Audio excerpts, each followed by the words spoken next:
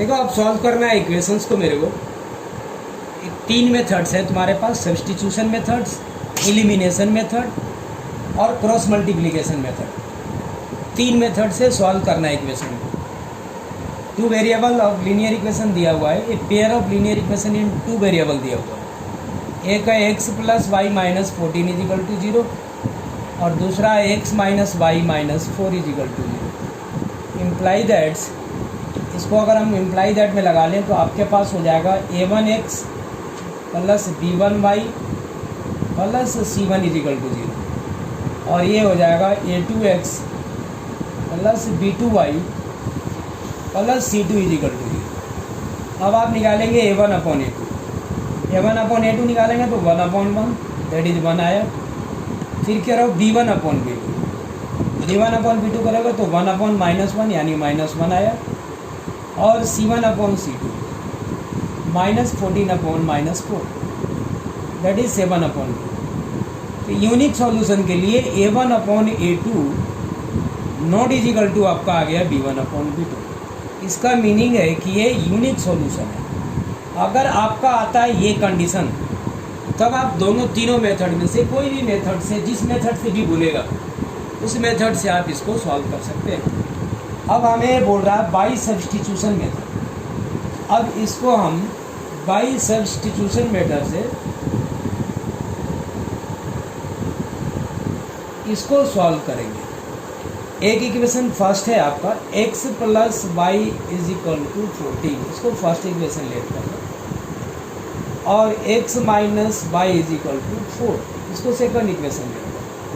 अब आप यहाँ पे चाहो तो लिख देना फ्रॉम इक्वेशन फर्स्ट या फ्रॉम इक्वेशन सेकंड, तुम्हारी इच्छा है, जो भी लिख सकते। x minus y is equal to 4 हो गया, x इज इक्वल टू कितना हुआ 4 प्लस वाई, इसको थर्ड कर दो।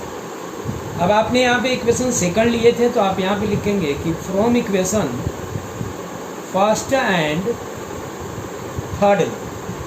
फर्स्ट है तुम्हारे पास x plus y is equal to 14, x के जगह पे वैल्यूज को सब्स्टिट्यूट कर लो, 4 प्लस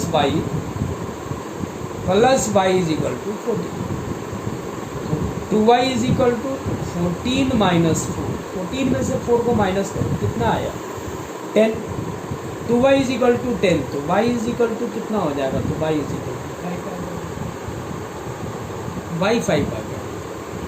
अब आप यहाँ पे फ्रॉम इक्वेशन फर्स्ट या सेकंड दोनों में से कोई भी यूज़ कर सकते हो या थर्ड भी यूज़ कर सकते हो। तो फ्रॉम इक्वेशन फर्स्ट करो।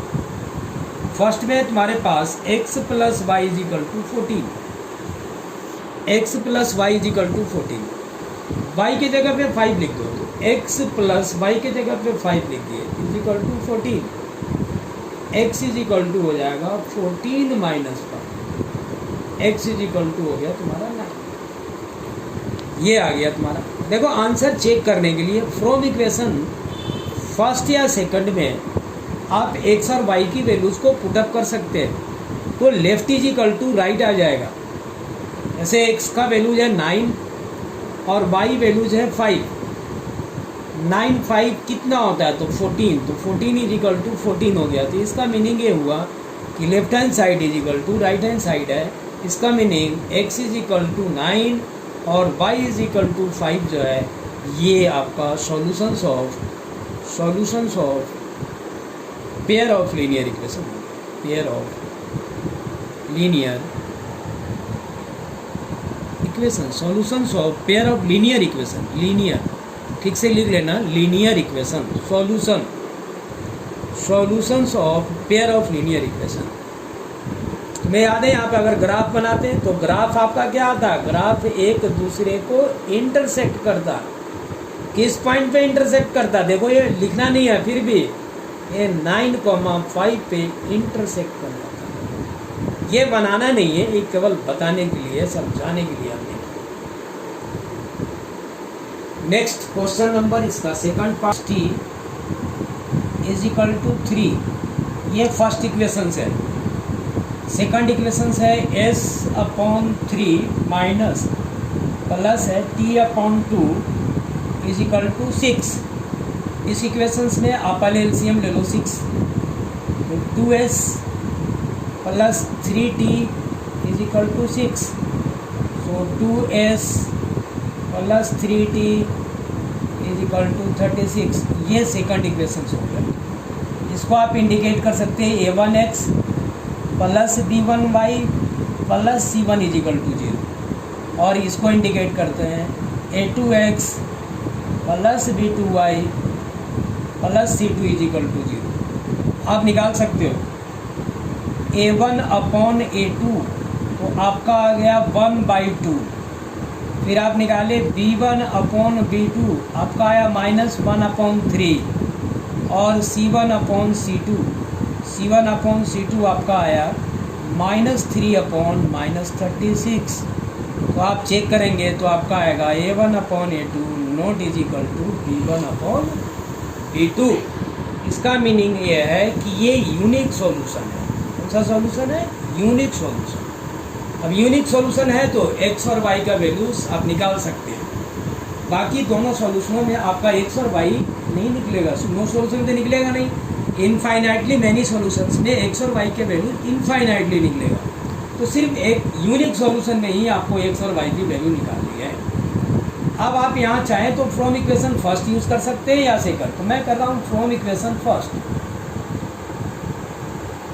आपका s minus t is equal to 3, तो s इज इक्वल टू कितना हो जाएगा t प्लस 3, इसको थर्ड बोल दो। अब फर्स्ट यूज कर चुके हो तो तुम लिखोगे from equation second and third.